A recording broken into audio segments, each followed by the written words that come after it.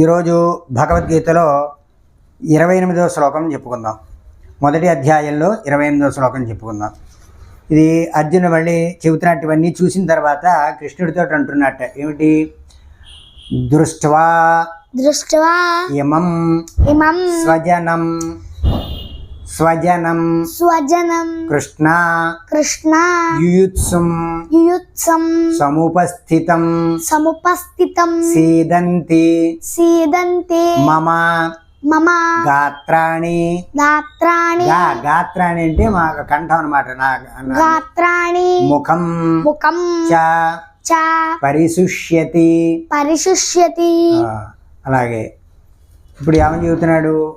అర్జునుడు చెబుతున్నాడు, వీళ్ళందరినీ చూసేప్పటికి భయం కలిగి బాధ కలిగినటువంటి వాడే, భయం కాదు బాధ కలిగినటువంటి వాడే, దృష్ట్వేమం స్వజనం కృష్ణ యుయుత్సుం సముపస్థితం అని ఇవందరం చూశాడు. ఇలా జరుగుతుందని చెప్పేట. సీదంతి మమ గాత్రాణి ముఖంచ పరిశుష్యతి.